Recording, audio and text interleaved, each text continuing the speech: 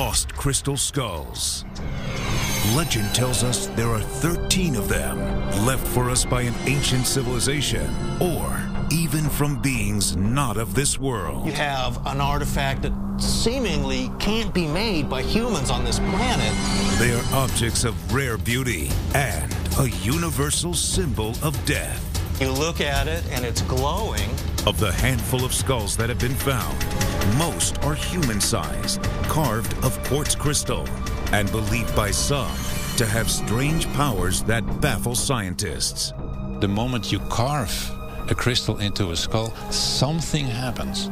The crystal skulls are made from the same type of material that we now use in our microchips. Together, they are said to contain the secrets of the universe. Secrets that some claim will save mankind from an Armageddon prophesied by the ancient Mayan calendar. It tells us the world will end in 2012. Many people believe that 2012 signifies cataclysm. Over the millennia, some of the skulls and their secrets have scattered to the four winds. And legends tell us they must be reunited to prevent the coming doomsday. With time running out, can we track them down? Our journey leads us from the jungles of Central America to a barrier reef loaded with sunken treasure, and all the way to the moon. The question, of course, in my mind was, did the astronauts bring it home? As Indiana Jones prepares to enter the kingdom of the Crystal Skull, join us in a real adventure. Wow, so that's what I wanted. I wanted to be able to say, hey, there's crystal here. With the clock ticking, can we track down the remaining skulls before it's too late? I feel that there's something underneath the ground here. Join us as we attempt to solve the mystery of the Crystal Skulls. Hello, I'm Lester Holt. This is where the mystery of the Crystal Skull begins, amid ancient ruins in the tiny country of Belize. Like a real-life Indiana Jones, British adventurer F.A. Mitchell Hedges and his daughter Anna claim to have discovered a human-sized skull made of quartz during an expedition in the 1920s. It was the first of 13 ancient skulls said to exist. Tonight, we are going to retrace their steps in an effort to find the ones still missing, and perhaps finally explain the mystery of the crystal skulls. Here in the jungles of Belize, it's 90 degrees, 90% humidity, and 100% grueling for an American adventure seeker named Bill Holman. We have to watch out for alligators.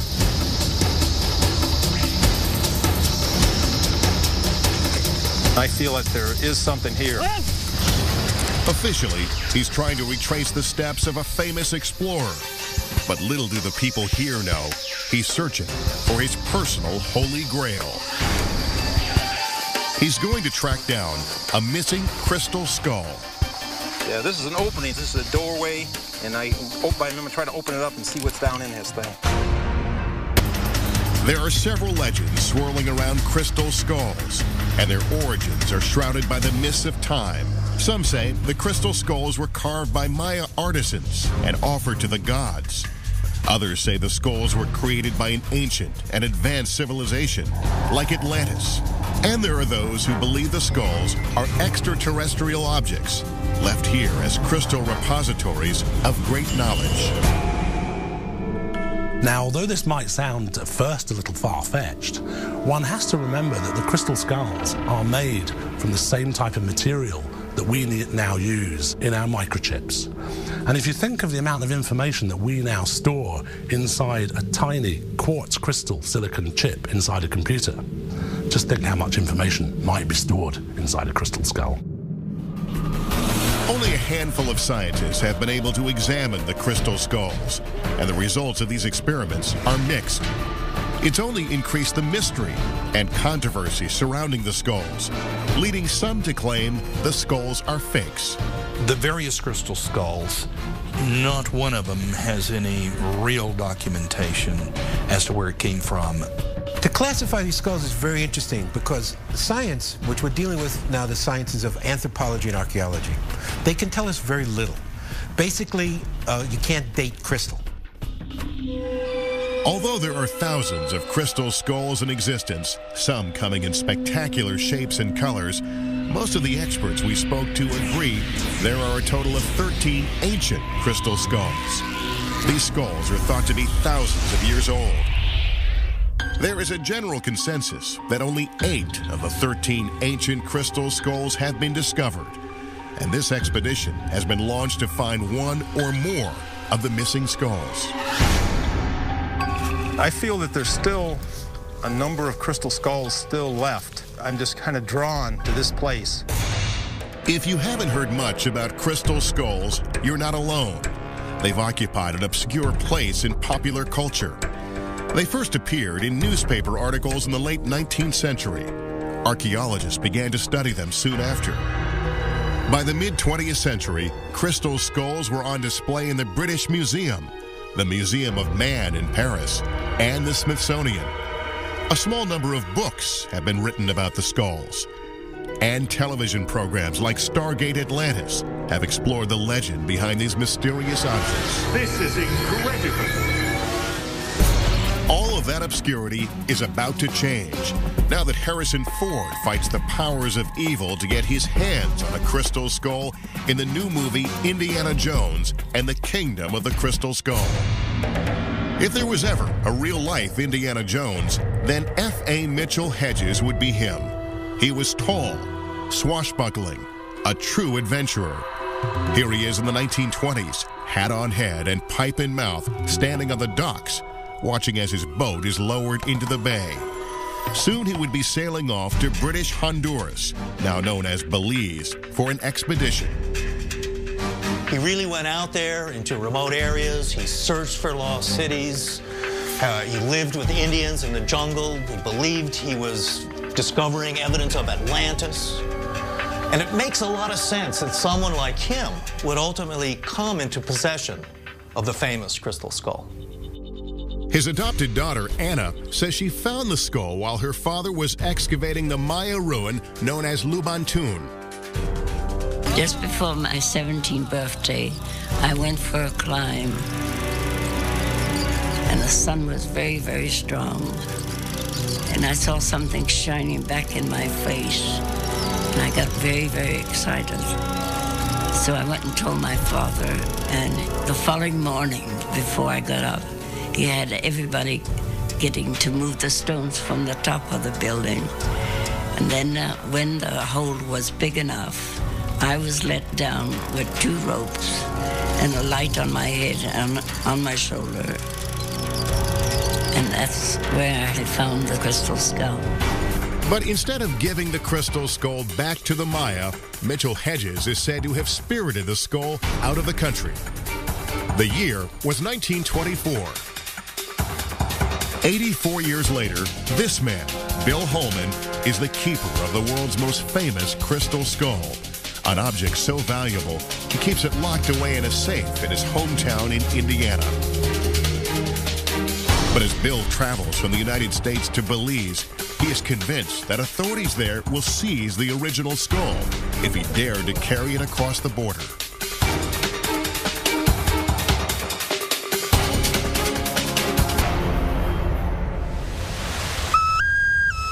Do you remember the first time you came to this site? I remember, I came here with Anna Mitchell Hedges. Here at Lubantun, Bill Holman unveils an exact replica of the Mitchell Hedges skull. Yeah, can I take a look at it? I'd love to see it. Like you say, the original is in 2 pieces. It has the bottom half jaw, and it's hinged to the top half. This right here is exactly a replica, so you can see... It's the same size? Same size, same shape. Exactly, but if you check out the workmanship, it even has the little ridges that a human skull has. And what do you say to those who just don't believe the story of how it was found? Well, you know what? I'm very happy with everybody's story. It doesn't bother me at all. I want, everybody to, it's good to have their opinion, Very few scientists have had a good look at the Mitchell Hedges skull. In the mid to late 1960s, Anna Mitchell Hedges loaned the skull to an art restorer, the late Frank Dorland. And just before she arrived to get it back, Dorland sneaked the skull into the crystal laboratories at the Hewlett-Packard Corporation. Dorland was able to immerse the crystal skull at the Hewlett-Packard labs in a special alcohol solution that was the same gravity as the quartz crystal itself. With that, they were shining lasers and special lights into the crystal skull to catch the faceting and the axis of the skull. And what they found there was that the skull had special light wells built into it that channeled light into the eye sockets and the mouth of the skull. Dorland concluded that if the Maya had created the crystal skull, it would have taken them 300 years of constant polishing and rubbing. But they could find no evidence of any kind of tool marks, either hand tool marks or machine tool marks. And that's what led, apparently, one member of the team to say, this skull shouldn't even exist. Interest in the electronic properties of crystal is not confined to a band of skull enthusiasts. NASA scientists have been experimenting with crystals for decades, trying to discover new ways to build high-speed semiconductors. NASA wanted uncontaminated crystals, and the best place to grow them is in zero gravity. But there may be a darker side to these tests. There are things government deems so dangerous, it will not reveal them under pain of whatever. Richard C. Hoagland is a writer, researcher, and former NASA consultant. He sees a link between these NASA experiments and the tests performed on the Mitchell Hedges skull at the Hewlett-Packard labs. The optical properties of Mitchell Hedges indicate that someone was giving us clues that there's complexity here. It appears to me, from my reading of the analysis, that it was literally synthesized, fused together in a process that would have required zero gravity and maybe the deliberate growing of the crystals. The question Hoagland and others are asking is what kind of advanced civilization was capable of designing and carving a crystal skull? When it comes to crystal skulls, you get as many opinions as you have people. You know, everybody has their own opinion. Bill Holman's opinions come from the source. He met Anna Mitchell Hedges in 1981, and despite a 30-year age difference, the two were married in the late 1990s. As he got to know Anna, Holman grew transfixed by the story she told about her famous father.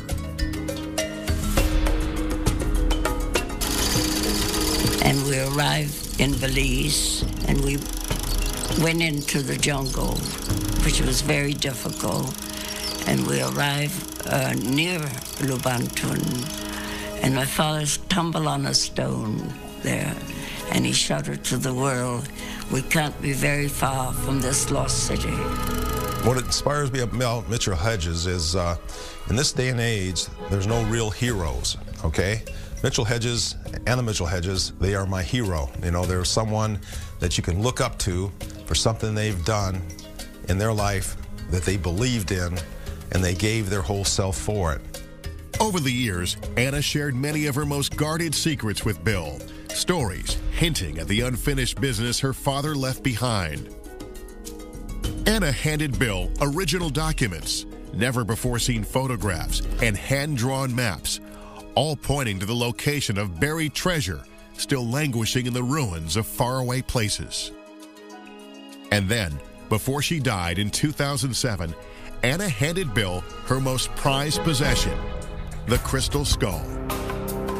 You know, at first, I wasn't really sure what to do, but it seems like it's something that comes through you and takes over you. The Mitchell Hedges crystal skull is the most powerful skull that we have available at this moment in time. Dr. Jaap van Etten is an author and crystallographer. He spent a considerable amount of time working with the Mitchell Hedges skull and many others. And it is, for most people, very clear that at the moment you carve a crystal into a skull, something happens.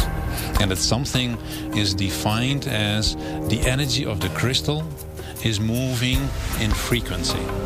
Van Etten believes he knows the ultimate source for the crystal skulls. According to his incredible theory, aliens placed the skulls directly on the intersections of what are called vortex lines, areas of the Earth where powerful gravitational energy exists. These so-called hotspots include the sites of the Great Pyramid in Egypt and Stonehenge in England. Van Etten believes the crystal skulls were deposited around the globe, from Denmark and France to Turkey, on to China, Japan, over to Hawaii and the western United States. And then the crystal skulls were scattered, lost for thousands of years, until a few were discovered in the last century by Mitchell Hedges and others. The legend also says that by the time that we are ready to really access that information, we will be at a certain point of our evolution, and many people believe that this is the time frame that we are in now. The crystal skull legends point to an upcoming date, one set by the intricate and amazingly accurate Mayan calendar. It's a time when the world may come to an end. The date is December 21st, 2012. Many people believe that 2012 signifies cataclysm. John Major Jenkins is an expert of the Mayan calendar and the 2012 phenomenon. He is convinced the crystal skulls will be activated on that day, and they may prevent an apocalypse. The legend goes that the crystal skulls are reunited at the end of the cycle. We have to remember that skulls were symbols of death, and death is the portal to the other world. It's kind of a twofold thing, that humanity will awaken to the problems it's creating. And it's a time of warning also that if we continue on our current path, we will end up as skulls ourselves. That means the clock is ticking.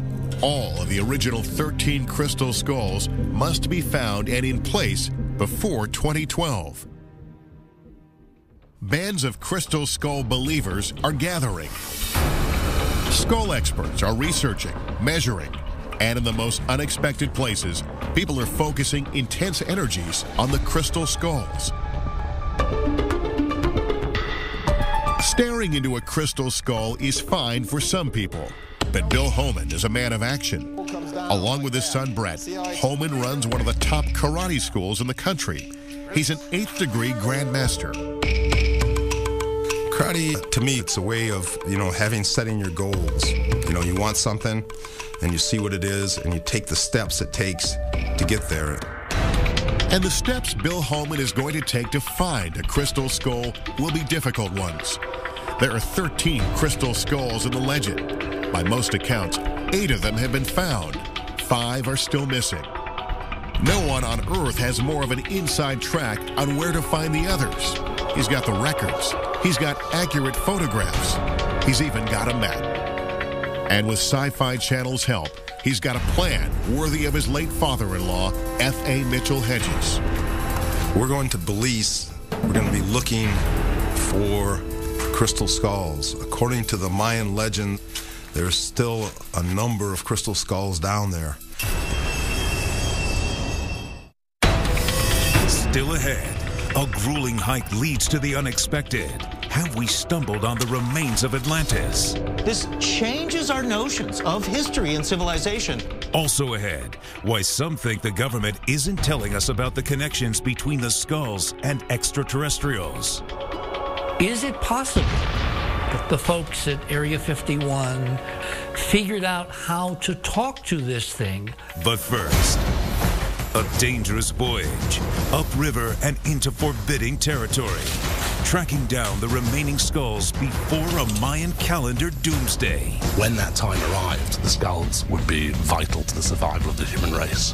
When Mystery of the Crystal Skulls continues.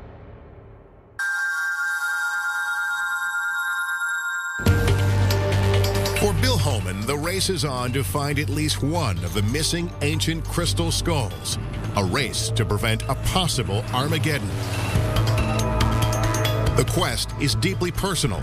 He's determined to fulfill the dying wishes of Anna Mitchell Hedges, who is said to have found the skull here in southern Belize in 1924. She always believed there were other skulls here. Good morning. Welcome to Punta Gorda. Belize is a tiny country located between Mexico and Honduras, with a population of just 300,000 people. But at the height of the Maya Empire, millions of people lived and worshipped here. The Maya were, without any doubt, one of the preeminent civilizations of the New World. And I say this because the Maya were the most literate society in the New World. They recorded information, they wrote, they had books. And they built spectacular sites like this ceremonial pyramid at Altunha. It's beautifully restored, and you can see the skull images carved into the ancient rock. But most of the country is dense, tropical forests, an archaeological mystery waiting to be solved. Day 1. Bill's first mission is to explore the Maya legend that the Mitchell-Hedges skull was made here in southern Belize. He's determined to find a local source of quartz crystal. He heads to the tiny town of San Pedro, Colombia, just down the road from the Maya ruin Lubantun, where the Mitchell-Hedges crystal skull was found. Hello? Hey, I'm looking for Leonardo Akal. Have you seen him? You know where he lives? Anna Mitchell-Hedges says she worked with her father in this village. She told Bill that San Pedro should be his first stop if he ever decided to search for a crystal skull. And there was an old friend of hers that Bill should track down. His name is Leonardo Akul, and he's a key figure in the crystal skull legend. He's one of the spiritual leaders of the Mayan people, and he's been studying with all the old masters all his life. And also, his grandfather was on the expedition with Mitchell-Hedges. Anybody home? Is Leonardo here? Leonardo, how are we doing? How you doing? Pleasure. Good to see you. Leonardo is a direct descendant of the Maya. He appears to live a simple life. His wife cooks over an open fire pit, and animals roam freely in the yard. But this quiet, unassuming man reveals to Bill how the Maya came to possess the crystal skull. We call it Sakitok. That's the original name in Kekchi Maya language, Sakitok. Sakitok means crystal. As with all legends, there are differences. The Maya version, according to Leonardo, says the gods descended from the sky and handed a crystal skull to a mere mortal. This skull contained the secrets of the gods. Through prayer and ritual, the Maya were able to extract knowledge from the skull, and this is how they learned to craft the other 12 crystal skulls. The Mayas are just like us today, but they are more knowledgeable, they're wise, they're very intelligent. Since that time, the crystal skulls have been linked to Maya ritual. So here is the scenario that people might have seen. You're now walking into a Mayan temple, and the priests then guide you to the inner sanctum, and sitting on an altar, glowing among firelight and torches, is the famous crystal skull. And you look at it, and it's glowing. The so-called paranormal properties of the Mitchell-Hedges skull have intrigued researchers for decades. But until Anna Mitchell-Hedges died in 2007, the skull was strictly off limits. Bill. Hi. Glad to see you, Dale Walker. Oh, glad to meet you. It's really Bill Homan is trying to change all that. Weeks before he left for Belize, Bill arranged for some tests to be conducted with Dale Walker, one of the leading figures in the international crystal skull movement. First skull I worked with was the Mitchell-Hedges skull. We were able to take this really clear quartz skull and bring images up which could be photographed. For the first time, we were able to photograph images, true images, like graphics coming out of a computer. For Walker, the pictures were shocking. He believes he has captured fragments of ancient civilizations trapped in the crystal. He's even caught glimpses of what appear to be extraterrestrials. Walker has photographed hundreds of skulls since, but his life changed forever in 1987 when he came into possession of his first ancient crystal skull. I felt an energy that I had only felt before with the Mitchell-Hedges skull. It was an unusual feeling, sensation, led me to immediately think that this was a real skull. He's here today to test a hypothesis. What would happen if he placed his ancient skull next to the Mitchell-Hedges skull? Walker thinks when put in proximity, the skulls may actually create and transmit energy. He's brought along 2 contemporary skulls for control purposes. So that the 3 skulls surrounding it are in triangulation. This is called a tetrahedron energy grid. In order to test the level of energy released by the skulls, Walker positioned Bill Holman in front of each one. Okay. He recorded the scene with a thermal imaging camera, which measures ambient temperature. We know that quartz crystals are able to generate a bioenergy field within individuals. We think it occurs because they grow just like other biological objects do, like plants, animals, and people. To his amazement, Walker discovered that when touched by human hands, the skulls produce a form of energy which registers on the thermal imaging camera. When Bill places his hand on the table, the temperature registers a cool 62.4 degrees. But when Bill touches the Mitchell-Hedges skull, the temperature spikes to 82 degrees. For Walker, this is clear evidence that crystal skulls possess an otherworldly energy. The conclusion is simple. It's not heat that's transferring. It's transferring a type of energy that generates heat in the body. We keep coming back to the question, where did these skulls come from? Could Maya artisans have crafted these life-size replicas of human skulls? And if they did, where would they have gotten the large pieces of crystal? Well, some believe the answers lie right along these riverbanks.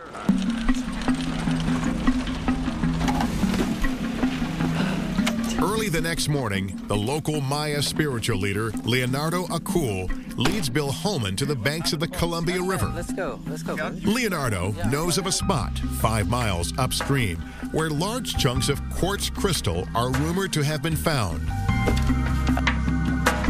The only way to get there is in one of these dugout canoes. There's alligators in here from what I understand, so we have to watch out for alligators. When Mitchell-Hedges went upriver back in the 1920s, it was a far more menacing journey. There were swarms of mosquitoes, rough waters, and pounding rain. Things got so tough, in fact, the hardened explorer was forced to turn back. By the time we reached safe ground, it was almost dark. We were covered in thick clay. Mosquitoes droned around us in millions, with that most hateful of all tropical sounds. So began a dreadful night. Sleep was impossible. As Bill and Leonardo battled their way upriver, they faced the same thick swarm of mosquitoes. And several times, Bill gets out of the boat and drags it over the rocky bottom. After many hours, they finally arrive. Chris? Hi, I'm Christopher. You must be Bill. I'm Bill. Glad to meet you. I've heard a lot about you. They're met by an American couple, Christopher Nesbitt and his wife, Dawn Dean. They run an agricultural research farm here. Leonardo brought Bill to this site because many people, including Dawn, say chunks of crystal can be found right here in the riverbed just below the farm. I found this crystal in the river. Right over here, I found a lot of them about the size of a grapefruit, but then some of them even as large as, say, a cantaloupe. So you mean about the size of a crystal skull? It's hot and humid, and the bright sun makes it difficult to find the right type of rocks. All right, mostly right ahead in here is where I have found crystals before. The Maya were very secretive about the source of their crystals. Could it be hiding here in plain sight? Like this rock here, that could have it. That could it. Wow, that's a nice shape, isn't it? Yeah. Oh, look at that. The only way to find out if crystal is inside is to break open the rocks. They pound rock after rock, splitting them open, only to be disappointed. And just when they're ready to give up. Wow, look right there. Look at that one, right down in there. Look at that. Wow. Has lots of little round ones. Yeah, but see how, shapes look and at how, different colors. It's beautiful. I think that crystals were seen by the Maya and many Native American groups as a special kind of substance. In some traditions, it's thought of as solidified light. That's good. The crystal Bill found in the river isn't quite big enough to carve out a life-size skull. But to him, it's clear evidence that the Mitchell Hedges skull could have been made nearby. We're 1 mile from Lubantun with crystal. You know, if there was crystal here, I'm sure that the ancient Mayans would have been able to find it. Oh, yeah. And would then be able to use it.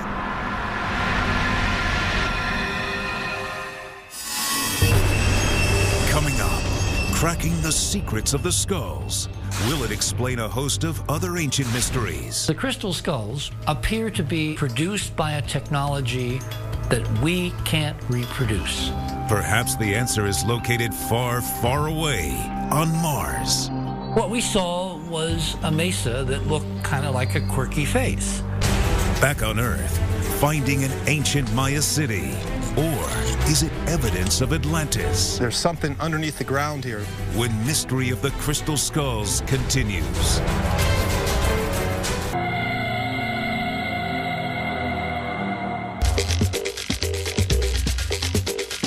Having found a source of local quartz crystal, Bill Holman now has a lead on where one of the original crystal skulls may be hidden.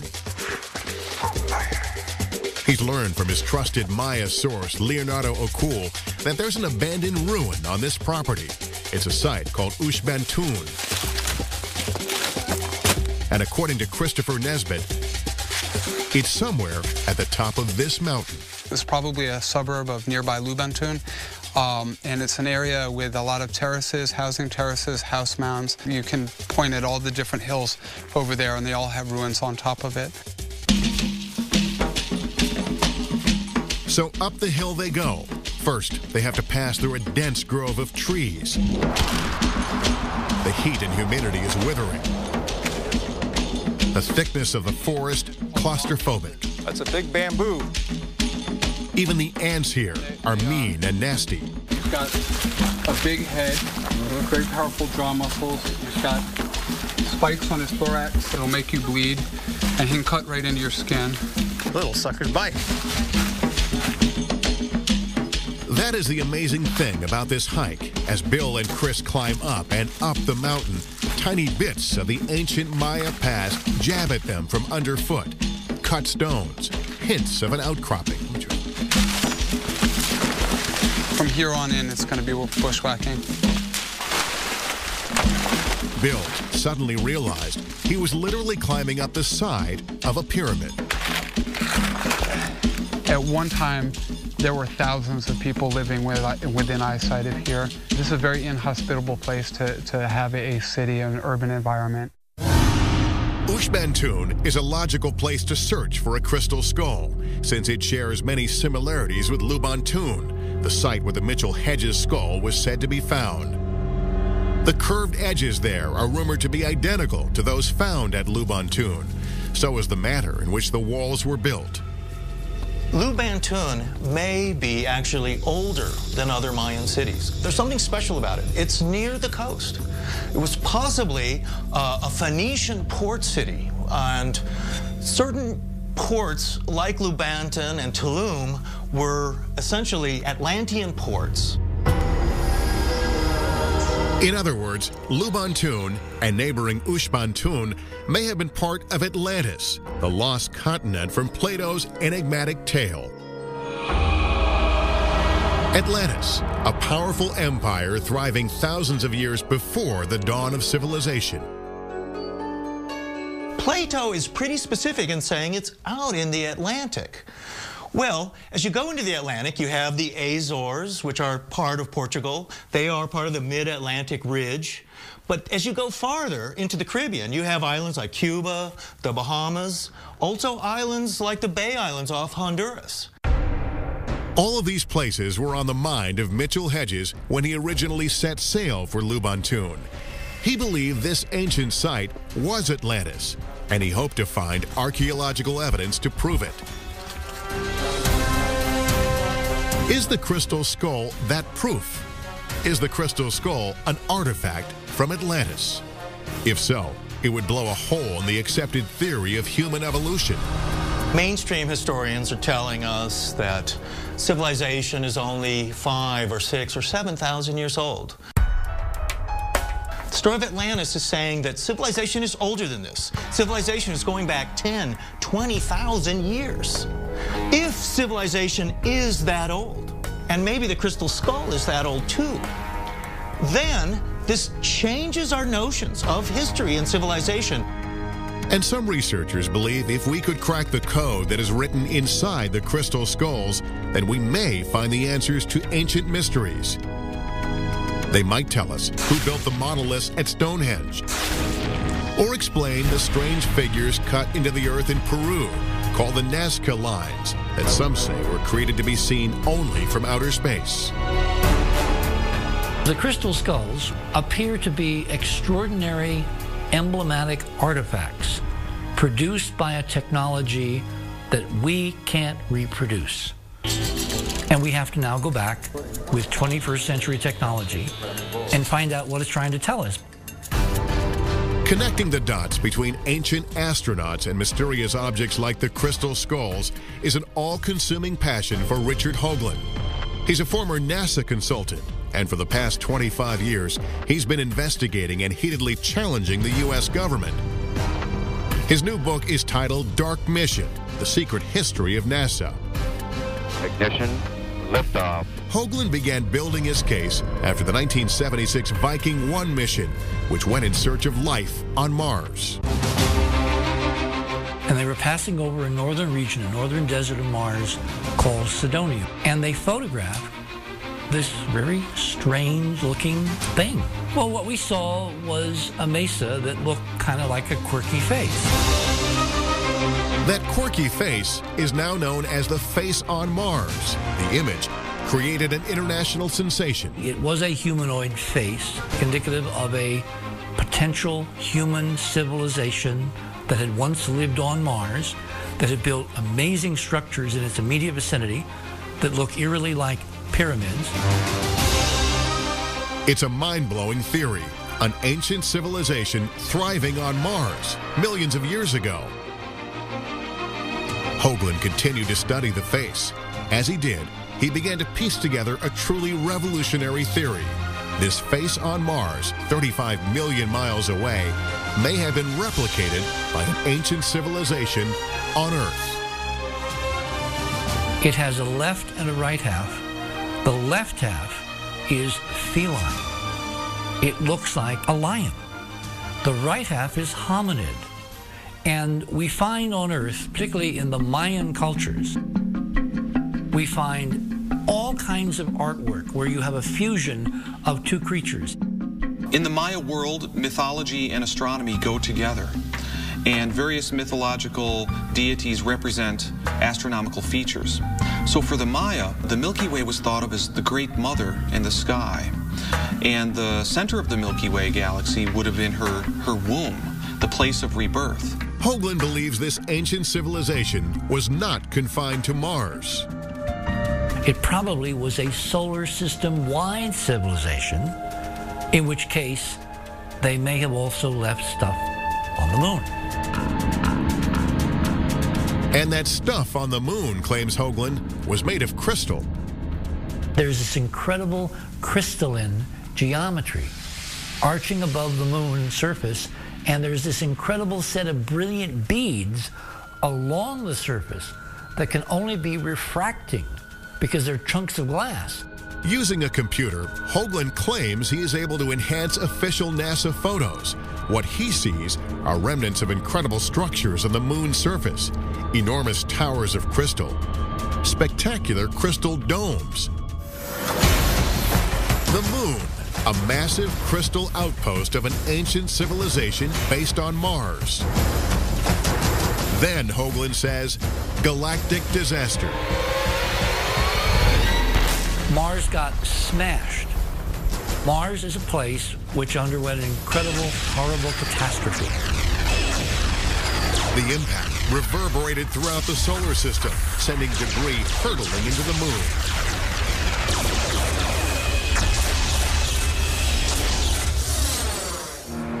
Imagine the moon as an archaeological site. all we are left with, says Hoagland, are shards, ruins, blasted artifacts. What was left was an incredible submerged remnant of an incredibly advanced civilization.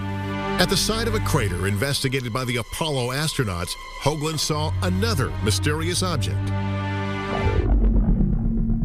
It was a head. It looked like a robot. It looked like an artificial life form. To Hoagland, the robotic head seemed eerily familiar. He'd seen him before. Could this amazing artifact be a kind of robotic brother to the crystal skulls? Imagine if you have an artificial life form which had a power source, which was killed, but whose head, brain, memory circuits, computer, whatever you want to call it, is in perfect preservation in a vacuum. The question, of course, in my mind was, did the astronauts bring it home? But if the astronauts actually encountered fantastic remnants of an advanced civilization, or perhaps even a robotic head laying in an ancient blasted crater, why hasn't NASA told the world? Hoagland believes NASA has sworn the astronauts to secrecy. And perhaps for good reason: national security. A few years after the National Aeronautics and Space Administration was formed, it commissioned a study from the Brookings Institution. They came up with a document that in April of 1961 was submitted to Congress that unadvised public disclosure of this evidence could lead to the literal destruction of civilization. NASA has refuted Hoagland's claims and refuses to comment on his allegations. Still, Hoagland wonders if NASA has been working to unlock the secrets stored inside objects like the robotic head and the crystal skulls, searching for prophecies written by a lost civilization. If you were one of these ancient, incredibly sophisticated cultures, and you knew that terrible things were going to happen to the planet, and you wanted to leave libraries for your future descendants so they could reconstruct what it was that had happened and how to avoid it, maybe that's the mode that you would choose.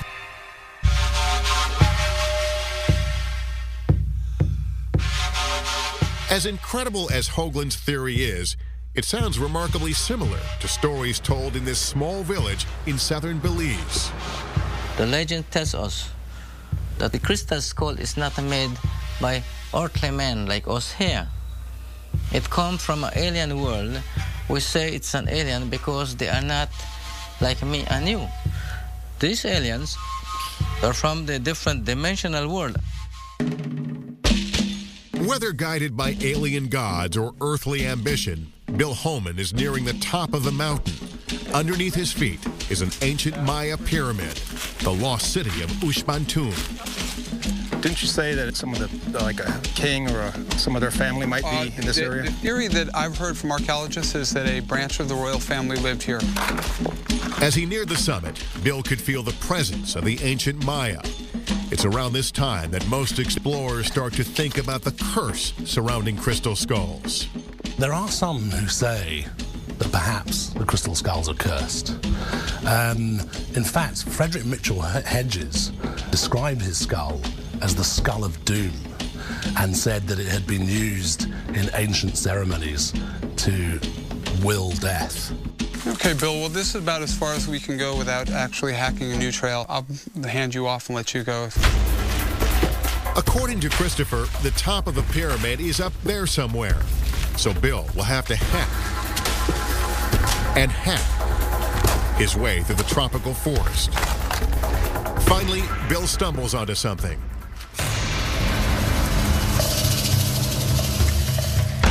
It's a tiny exposed wall. He's found just a piece of the ancient city of Ushbantun. I feel that there's something underneath the ground here, especially when you can go around and you see the different openings and look in. You can see that it opens up into like a room inside. So there's more to it than just a pile of stones and rocks. This entire mountain is a giant pile of rocks, and any opening Bill could find is not big enough to squeeze through. He didn't expect to even find this place, and local law prevents any unauthorized digging. He'll have to come back another day after getting a permit, and that could take months. And I feel that there is something here. I feel that if I was able to dig here, you know, just having that feeling and being here, it sure makes you want to find it. As for Leonardo Acul, there is more to this mystery. He sees the link between Bill Holman and F.A. Mitchell Hedges, the man who first came here in search of lost treasure. Leonardo says the time is right to reveal another secret, and it's something Bill Holman has been anxiously waiting to hear. Yes, there is another crystal skull buried not too far from here.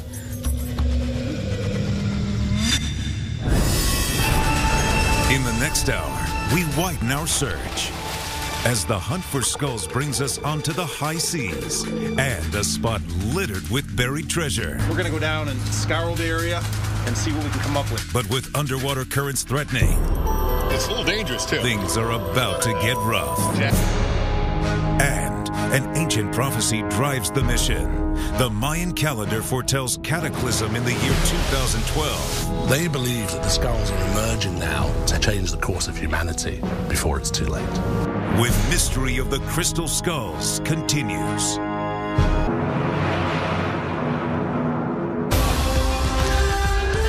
Like the incredible adventures of Indiana Jones in the movies, real-life adventurer Bill Holman is on a mission. Here in Belize, Bill is hoping to find another crystal skull, one similar to the skull purportedly found by Mitchell Hedges more than 80 years ago. Maya legend says the skulls contain the secrets of the gods. Others believe the skulls will reveal profound wisdom from an advanced civilization said to have founded the lost continent of Atlantis, once the code is broken by finding all 13 skulls. So the search is on, and Bill has just received a tantalizing promise from Leonardo Acul, his friend and a spiritual leader to the Maya who still live here in Belize, on the lands their ancestors inhabited centuries ago. Leonardo knows where another skull is hidden, and he will take Bill to it.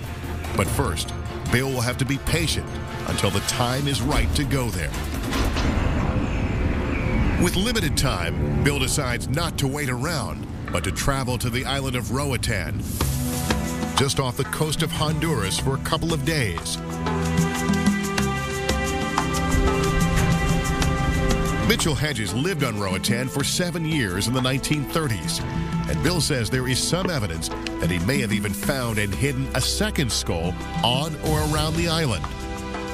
Local diving legend Doc Radowski knows more about these waters than anyone. When Mitchell Hedges came here and was working here, it was very primitive. There were no roads. Everything moved by boat. There was no electricity, no running water. Pretty much like Treasure Island in Robert Louis Stevenson's book. Buried treasure also attracted Mitchell Hedges to Roatan. For centuries, Roatan had been a base for pirates. The most famous and most wanted was Henry Morgan. Morgan robbed Spain's Caribbean colonies during the late 17th century, even seizing Jamaica from the Spanish and converting it into an English colony. Over time, dozens of ships were lost. In Roatan and around Port Royal, there's probably treasure to be found. The amount of buried treasure is probably anybody's guess. Lee Matuta was just a kid when Mitchell Hedges arrived. I was staying on the key, digging the key up. Looking treasures and found 3 and chase of money. The old-timers here believe that Mitchell Hedges struck it rich, hauling up 3 treasure chests full of gold doubloons. But he is also said to have found something even more valuable, hidden within a local cave, a fantastic object made of crystal, possibly another crystal skull. As the story goes, when the authorities tried to stop him from taking these treasures out of the country, Mitchell Hedges is said to have thrown one of the chests and the crystal skull into these waters. And now Bill Holman is here to look for them. Yeah, we're in the site of a sunken 17th century ship loaded with Spanish gold. right in this area. Much of the gold was taken off and placed in chests buried by the pirates. F.A. Mitchell Hedges was here, and he located some of the chests. And we have metal detectors. We're going to go down and scour the area and see what we can come up with. This will be a new adventure for me. The anchor is set as we suit up and dive in. Who knows? If we don't find a skull, maybe Bill and I will find some doubloons. As we scour the grassy ocean floor, we enter a world many have never seen before. We glide over and around the ancient wreck, but no sign of treasure, and the current is becoming stronger. But then, something happens. Bill points the metal detector over some large chunks of the old shipwreck. The needle spikes, but just for a second. It doesn't look as if anything but bits of a picturesque wreck is buried here. And this current is tricky. It's so strong, it's dragging us away. Unable to stay positioned, Bill and I meet at the top. I sifted the sand there where I thought I saw something, but it's really hard to know. It's a little dangerous, too. There's a lot of jagged edges. I'm guessing there's a lot of undiscovered stuff in this area, given the amount of history and warfare that took place here. After struggling against strong currents and limited visibility, we've come up empty. It was a long shot anyway. But Bill has a surprise, a hand-drawn map showing another possible location. Anna Mitchell Hedges was here in 2002, and when she was here, she gave me some ideas where her and her father might have lost or left some treasure. And I want to go back to that spot. I want to see if we can find it. Is it far from here? I mean, did she give you a pretty good ID where it is? Yeah, it's right across the bay, so it's not too far from here at all. That's it. Bill is still on the hunt, still consumed with adventure. But he isn't the only person obsessed with skulls and their power. A world away, Joanne Parks, owner of Max, the second most renowned skull on Earth, will soon be presenting him to a devoted audience. I'm bringing Max to New York City for a magical, mystical event at the Meta Center. Joanne, from Houston, Texas, has been traveling with this skull for the last 21 years. She believes the skull has tremendous healing powers. Max the skull came into my life through a major shift. We met a healer through our family medical doctor in 1973 when our 12-year-old daughter had been diagnosed and was dying of bone cancer. According to Joanne, her oldest daughter was given only 3 months to live. She says a lama named Norbu Chin used his skull to try to help heal her daughter. They would chant and talk Tibetan to the skull and claim they communicated with it. Between the monk's work, the creator's work, the skull's work, they did give her extension on her life for 3 years. She lived for 3 more years very well. Just before Norbu died, he gave Joanne his crystal skull. Since then, she has conducted numerous ceremonies with it. I want to welcome all of you to being here this evening and Joanne brings Max to people who want to draw support the skull's supposed spiritual and healing powers. Max did for me what no human could do. He helped tap into me and bring me out of a deep, dark pit, a 5-long-year deep, dark pit over the death of my daughter, and helped me to express myself through him. He's here to help people along on their own spiritual path and their own ways. Back in Honduras, Bill continues his own quest. He is anxious to see where the hand-drawn map given to him by Anna will take him. We're just off the shores of Roatan, and as best we can tell, where X marks the spot on the Mitchell Hedges map. The water here is about 30 feet deep and crystal clear. Perfect conditions to hunt the treasure Mitchell Hedges dropped overboard more than 70 years ago. Though the waters are clear from above as Bill dropped into them, visibility quickly becomes a problem. The current is stronger than before, and it's hard for Bill to get his bearings. And down here, he must be extremely alert. This area is known for its sharks. But nothing is going his way, and we quickly realize we have hit another dead end. Maybe it's just not our day. But Lee Matuta believes there's another reason Bill came up empty. The treasure is cursed. It enchanted, sister. You can't get it. If you want that money, you got to break that enchantment. You either got to kill a rooster. That's what they say, kill a rooster, a white rooster. But you got to cut him, he neck off over the hole and let the blood drop down into the hole. And then you will get it. Enchanted or not, Bill has one more lead to follow before returning to Belize. Anna has also left him 2 photographs. One shows the entrance of a cave. The other is a picture of the hills and shoreline on the nearby island of Helene. Perhaps the treasure and skull are buried there.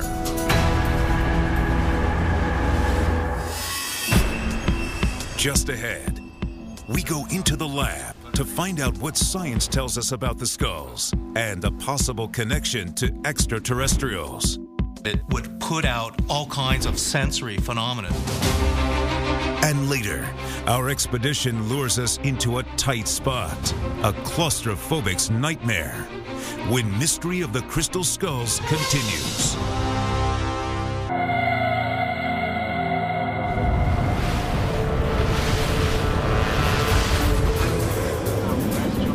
Bill Holman and I have been following Mitchell Hedges' footsteps. In Honduras, we dove for pirate treasure, and Bill tried to track down another lost crystal skull underwater. And he will soon be returning to Honduras to follow clues in a mysterious photograph left to him by Anna Mitchell Hedges, a photograph depicting the site of a cave where a crystal skull may be buried. Now, back in Belize, Bill continues his quest. We have returned to Lubantoon, the place where the Mitchell Hedges skull is said to have been found.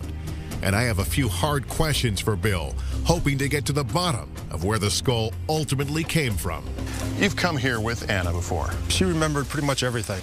It's changed a little bit since, you know, when she was here, they didn't have quite all the different pyramids uncovered and everything, but she was able to go through it and point out pretty much different things that they found and where they found them. Anna claimed that one day during the 1924 expedition to Lubantoon, she climbed to the top of a pyramid, looked down, and there, lying beneath the collapsed altar of a temple below, she spied a shimmering crystal skull.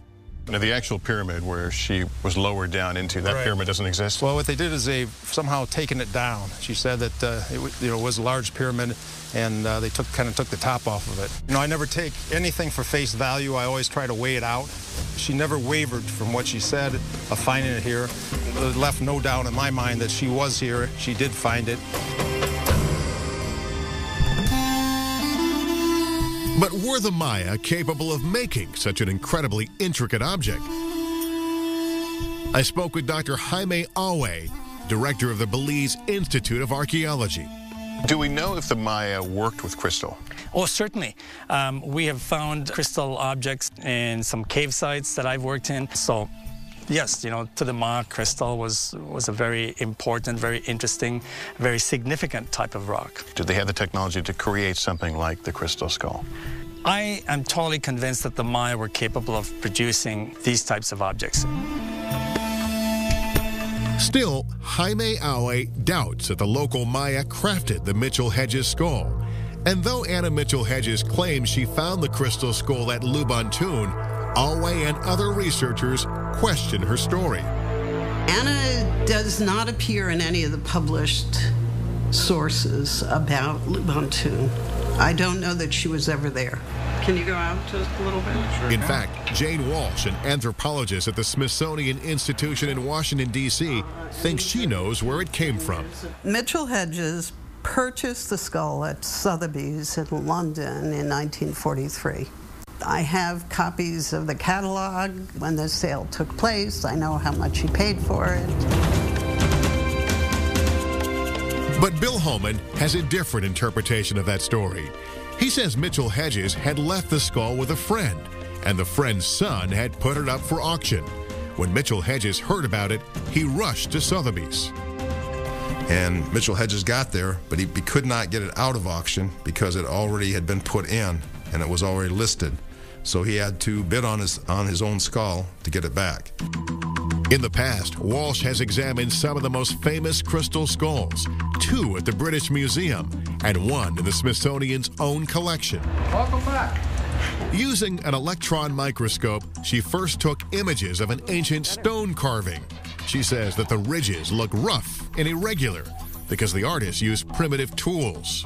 Essentially, pre-Columbian carving, Maya, most or if not all Mesoamerican people use stone and abrasives to carve. Now, look at this image taken of one of the skulls. Notice the perfect parallel ridges. Walsh believes these marks appear to have been made from a diamond rotary saw. That would indicate that the skulls could not have been made before the late 1800s. To learn more about the possible age of the Mitchell-Hedges skull, Bill Holman brought it to Jane Walsh for testing at the Smithsonian.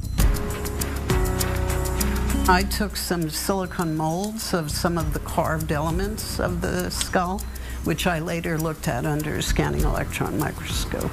They indicated to me that it was carved using quite modern equipment and high-speed polishing tools, and certainly not consistent with the story that it's pre-Columbian. So does this mean the Mitchell-Hedges skull is not one of the purported 13 ancient skulls? Not necessarily. Some crystal skull experts see those same tool marks as evidence that a civilization vastly superior to our own must have made them. And they mention other scientific tests that disclose some incredible characteristics. Remember the Hewlett-Packard laboratory test done by Frank Dorland in the 1970s?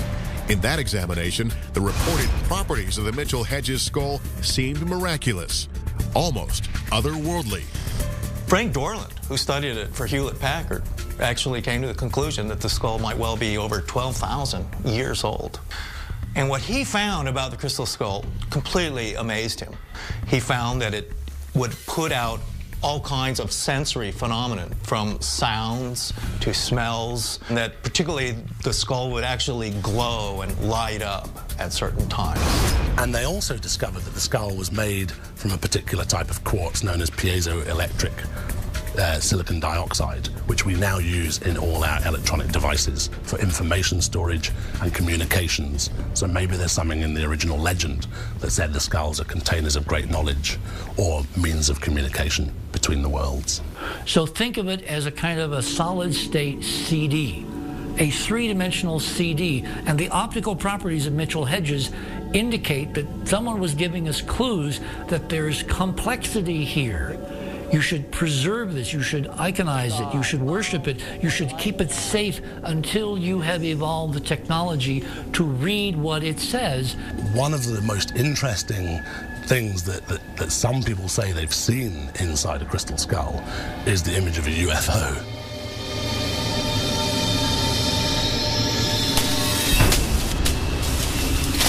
Up next, we enter a sacred Maya site where the ancients made a dire prediction about 2012.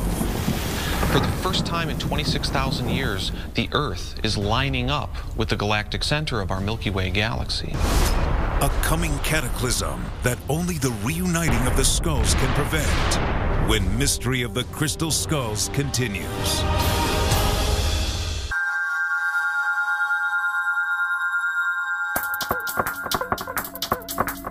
Several of the most famous crystal skulls have been examined, yet more questions have been raised than answered. Anthropologist Jane Walsh believes the Maya were not capable of fashioning crystal skulls. Other researchers say the skulls could even date from the time of the legendary Kingdom of Atlantis, over 10,000 years ago. First mentioned by the Greek philosopher Plato, Atlantis was purportedly a mighty power that conquered much of the known world. Plato said it was located somewhere beyond the Pillars of Hercules. Supposedly, the Atlanteans had a very high technology. They built giant ships. They built giant cities and ports and things like that. They would have been able to work with crystals and create crystal skulls. But ultimately, the story of Atlantis ended in tragedy. At the height of its powers, Atlantis is said to have sunk beneath the sea in a day of terrible cataclysm. Where did they go? Well, the whole idea is that there are earth changes. Occasionally, the earth goes berserk, and there's huge earthquakes, huge tidal waves, tsunamis, volcanoes go off. In 1923, just before Mitchell Hedges journeyed to Belize, famed psychic Edgar Cayce proposed that the Atlanteans used a mysterious form of crystal energy as a power source. Stories of this fabled civilization originally drove Mitchell Hedges to Belize. He was a believer in Atlantis, and he felt also that there were vestiges of Atlantis in Belize, in Honduras, and in certain islands of the Caribbean. And being the kind of character he was determined to prove this. They'd heard rumors of a lost city said to be still buried deep in the rainforest, and he was determined to find it. He hoped that he might find evidence of the lost civilization of Atlantis. What Mitchell Hedges stumbled upon was Lubantun. Lubantun is unusual because it's not built with cement like other Mayan cities. It is built out of perfectly cut rocks, much of them megalithic in size. And Lubantun is therefore unlike other Mayan cities. Which led Frederick Mitchell Hedges to wonder whether if perhaps the people who built the city of Lubantun were perhaps survivors from the Atlantean civilization. If so, they may have had a type of cultural memory of that civilization's destruction. For the Maya also believe in recurring cycles of creation and destruction, and they created a calendar to reflect them. The Mayans were such a mysterious culture, and they were obsessed with astronomy and the calendar and time. It was a cyclical calendar. It went through great cycles. It was way more scientifically accurate than our own, based on the actual movements of the planets and the stars, and they used it primarily to make predictions. The Maya believe the first cycle began in 3114 BC. And one of the most frightening predictions the Maya made was that the current world will actually come to an end in the not too distant future. The 13th cycle, the last one, is coming soon. I'm standing at the site of an ancient observatory. The buildings here provided a fixed location to observe the sun, moon, and stars. The stelae, or vertical stones that surround this plaza, cast a shadow to a central point, marking the exact date of the year. On December 21st, 2012, this stela will cast a shadow marking the end of the Mayan long count calendar and perhaps, according to believers, the end of the world, or maybe the beginning of a new one. December 21st, 2012 is the end of this great cycle of time in the long count calendar. It's basically targeting a very rare astronomical alignment. For the first time in 26,000 years, the Earth is lining up with the galactic center, the center of our Milky Way galaxy. Some believe the alignment could actually cause the magnetic field or polarity of the Earth to reverse, causing major upheavals, massive earthquakes, huge volcanic eruptions, and violent climate shifts across the globe. And they have happened in the past. Scientists say the last reversal occurred about 790,000 years ago. Whatever may occur in 2012 could be directly related to the crystal skulls. The Maya were obsessed with a particular god known as Itzau Na, and he was the god of the Earth's axis. He was represented with the image of a skull, perhaps a crystal skull. So this has led many people to speculate that perhaps the end of the calendar will be associated with some kind of shift in the Earth's axis, and that this might be what the Maya were talking about as the end of the current world. But according to an ancient legend, this doomsday scenario can be prevented if all or most of the original 13 crystal skulls are reassembled and their awesome powers released. The galactic alignment is going to set these crystal skulls resonating. They don't all have to be uncovered in order for this to happen. So we might actually find that some of them will start announcing their presence. Could there be any truth to this tale of doom or deliverance? Can inanimate crystal hold any powers? A couple of weeks before Bill left for Belize, he decided to put those powers to a test. He journeyed to Sedona, Arizona, a place famous for its red rocks and as being a source of unknown and mysterious energy. Bill is here with the actual Mitchell Hedges skull, not the copy, to see if it has any special properties. Being in Sedona, you're in one of the most beautiful places in the world, and the energy here is very, very special. And they have these different vortexes all through the area. Author Jaap Van Etten is an expert on crystal skulls. He is also an authority on earth energy lines and vortexes. Jaap has invited Bill to Angel Valley Ranch, a potent vortex site. So we're going to go set the crystal skull in the center of it, and we're going to do a ceremony that activates the portal at that point. It's supposed to send the energy through the world. We believe that the crystal skulls work through the different earth energies, through the different grid systems of the earth. So by going to places of power and activating the skull, we activate those grid systems. We are with 12 people, and the Mitchell Hedges crystal skull is considered to be the 13th. So we represent, you can say, within this ceremony, the 12 other skulls. We will literally represent the energies and draw them in to the best of our abilities.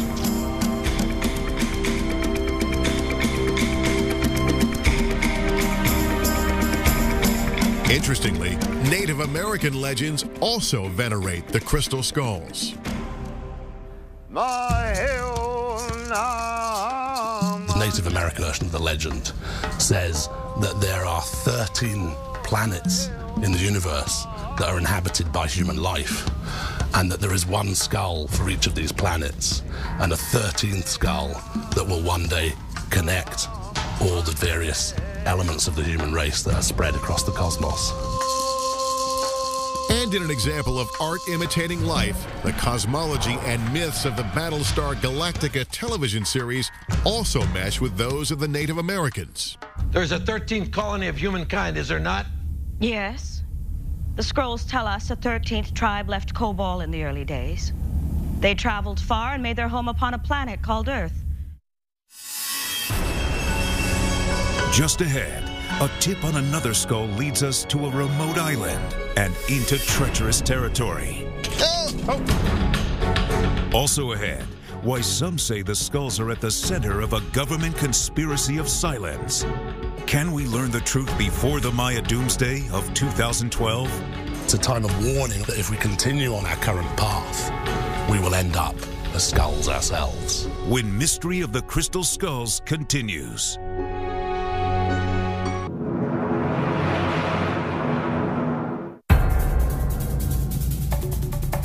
Bill Holman has immersed himself in the mysteries of the Mayan calendar and its dire end-time predictions. He has taken the Mitchell Hedges skull to Sedona, Arizona, to tap into sacred power points. And now, for the last time, Bill returns to the Bay Islands of Honduras. He has a photograph left to him by Anna Mitchell Hedges. It could lead him to the location of a lost crystal skull. Just to the east of here is the island of Helene, which is almost as wild today as when Morgan the pirate sailed these waters. It's a place also known for its many caves, and in one of those caverns, Mitchell Hedges is said to have hidden another crystal skull. That idea keeps driving Bill forward. And it was made of pure crystal. It was enchanted by the natives. They said it was enchanted, so they left it down there and they reburied it in a different location. So it's still down there. Anna gave Bill two photographs taken by her father in the 1930s. One is of the coastline. The other depicts an entrance to the cave he desperately wants to find. There's a lot of people you can meet down there, and they have the stories. And we're going to meet the right people, and they're going to be able to bring us to some of these treasures and these things that are still down there. One of those people is local caving expert Ron Ryan. Bill has given Ron the photo of the coastline, hoping Ron may be able to identify the area and lead Bill to the caves nearby. We navigate between the mangrove swamps and the shore, and finding the spot is harder than it looks. It's been more than 70 years since the picture was taken, and almost everything has changed. We're looking for caves. Most of the caves seem to be right in the middle of this ridge. Okay. Right in the middle of the hills right there. So if there is a cave, it'd be right there. Ron finally thinks he's found it. Looks like a rock right there. Amazingly, he's at the exact spot depicted in the photo taken by Mitchell Hedges in the 1930s. Gotta be it. There's a hill right here. This goes up. My God. But as Bill prepares to go ashore, there is resentment brewing back in Belize. My personal belief is that Crystal Skull should be brought back to Belize, and either they put it into the museum or maybe displayed by Lubantun, where it is found. And I think its rightful owner is the Mayas. So I think it should be back in its right place. I should think it belongs to Belize. That's my idea. I think it should belong. Whatever from here belongs to here. It's property of Belize, and I think it probably should be returned back home. And the time for that return may be approaching quickly, for many believe it is critical for the skulls to come together as soon as possible. The native elders refer to the period of time that we are now entering as the time of the awakening, or the time of warning. So they believe that the skulls are emerging now to help us awaken, to help to warn us that we must change the course of humanity before it's too late. And if the conspiracy theory involving NASA has any truth to it, the U.S. government may be on the hunt too. We will build new ships to carry man forward into the universe, to gain a new foothold on the moon, and to prepare for new journeys to the worlds beyond our own. On January 14, 2004, President Bush declared that the United States would set up a space station on the moon by the year 2015. Richard C. Hoagland thinks our renewed interest in the moon has to do with his theory that Apollo astronauts found a robotic head on the moon that may be related to the crystal skulls. Is it possible that the reason we're all suddenly rushing back to the moon now is that after 40 years, the folks at Area 51, with expertise from Caltech and MIT and Los Alamos, figured out how to talk to this thing, and it told them of the extraordinary wonders that are waiting on the moon? Meanwhile, back in Honduras, on the island of Helene, and with the pressure on, Bill Holman and Ron Ryan think they're close to the underground caves that may contain a crystal skull. There's an opening up high. Yeah. Pushing further up the mountain, they find an entrance to a cave remarkably like the one in the Mitchell Hedges photograph. It's guarded by a huge tarantula. A bat just flew on my back. Bill is on full alert. He's never been so deep underground. This cave is a very tight fit, and there are bats, spiders, and poisonous insects at every turn. In caves such as this one, the ancient Maya conducted arcane rituals and even human sacrifice. Who knows what Bill and Ron may come upon next?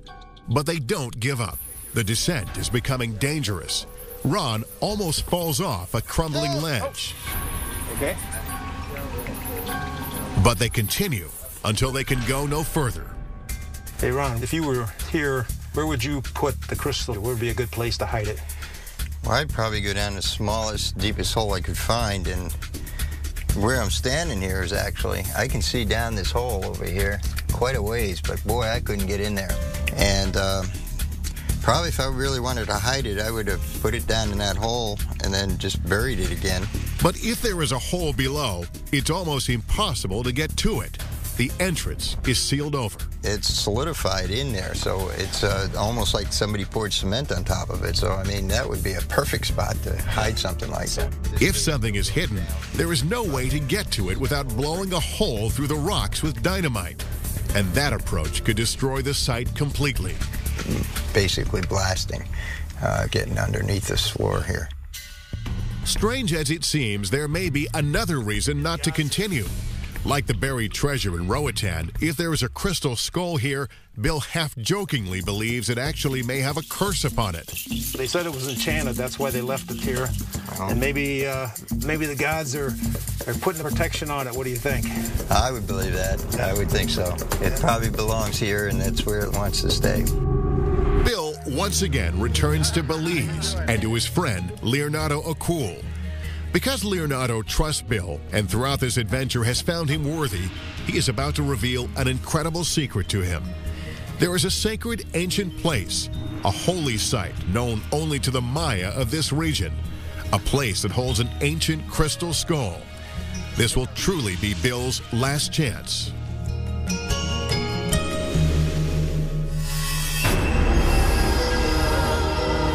Up next, what no outsider has ever seen. A ruin overgrown, all but lost to the forces of time. Can ancient rituals help us find another skull? And prevent a prophesized Armageddon when Mystery of the Crystal Skulls continues.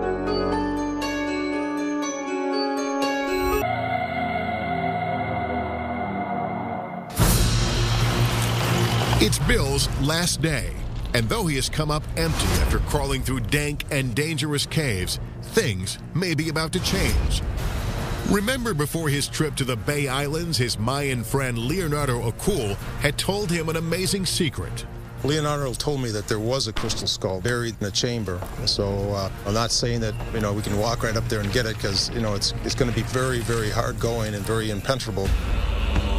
Finally, Leonardo has decided that Bill is ready and is taking him deep into the jungle and back in time to a sacred site known only to the local Maya here. The location is just a few miles from Lubantun. There's only one problem. The ruin is completely covered by jungle. Leonardo has brought a team of local workers to cut through it. This is one of your special places just for the Maya. Exactly. Not that many people know about it. It's really hard to get here. That's exactly. So. This is a very special sacred place for the Maya. It looks like Bill is standing at the bottom of a hill. Actually, he's standing at the bottom of an ancient Maya temple, overgrown by centuries of jungle. Local legends say that here, the Maya prayed to crystal skulls and used them in special rituals. Apparently, when an old medicine man was getting too old to carry on his work, they would lie down with the crystal skull and put their hands on it, and a young apprentice who was appointed to take over from the medicine man would kneel over them and put their hands on the skull.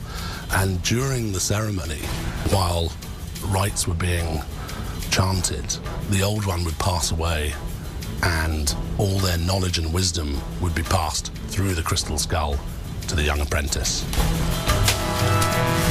As they near the site, Leonardo gathers incense made from the bark of a sacred tree. It will be used in a purification ceremony. It's an incense that is very powerful, that is more revered as the food of the gods, and they are around us, they are here. And in a way, it's a way how to communicate directly to the dimensional word of God. They continue the climb, but it's getting tougher. The humidity is staggering. Finally, they reach the top. Below them, the valley spreads out to infinity. The skies above lead to their gods. This spot, steeped in potent ancient mysteries, is revered by the local Maya. To them, this may be the holiest site in Belize. And though we can only see a tiny portion, barely revealed beneath the encroaching jungle lies an ancient and sacred stone altar, one never before seen by Western eyes. We are standing on the sacred Mayan site and the area where most of the ceremonies have been done here. Leonardo marks the occasion by reciting an ancient Maya prayer. This place is the holiest ceremonial center of this ancient Maya. This circle is made in the form of a cross. The north, the south, the east, and the west. This site here is one of the most holiest areas. It's similar to the Garden of Eden that we heard in the Western world. Leonardo believes that beneath them, somewhere within this pyramid, there is another crystal skull resting in a secret chamber. The energy is here. The energy? Yes, Yeah. I'm sure. You can feel it, a very holy place.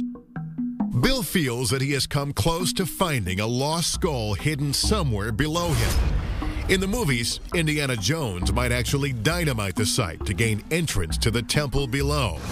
But here, Bill is stymied by the impenetrable jungle, stone walls, and strict laws protecting archaeological sites. Meantime, Bill carefully removes the replica as Leonardo lights a fire and incense is burned to the Maya gods.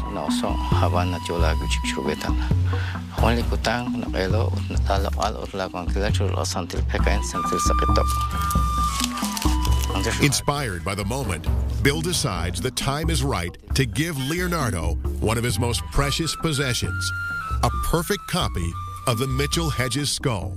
What I feel it is a way that I can tie the people of the world with the Mayan people together. And I would like you to keep this replica skull for me so we can keep our energies together and work for the good of all mankind. Thanks a lot, Bill. For Bill, it's been quite an adventure. He has found 3 places where missing skulls may lie. One at this sacred place, one at the ruins of Ushmantun, and another in the deep caverns of Helene. Those will have to wait for a future expedition. But in the meantime, he has no regrets. The excitement of it, the not knowing the adventure, it was just all there. Mitchell-Hedges said, life without adventure is not worth living. And getting that feeling and being a part of that, it was just unbelievable. Our search for the truth behind the crystal skulls ends where it began, here in Lubantun, site of where the first crystal skull was allegedly discovered. Are the skulls ancient Mayan artifacts or 20th century fakes? Could they have been left behind by a highly advanced Atlantis civilization, as Mitchell-Hedges believed? We found evidence supporting each theory, but the real tests may come in 2012 with its threat of an apocalypse.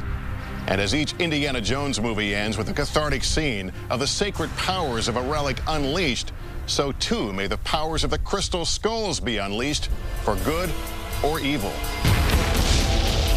And if an apocalypse of earth-shattering proportions will finally engulf the world in 2012, as the crystal skull legends predict, then the Maya have named this place appropriately. For in the Maya language, Lubantun means the place of the falling stones.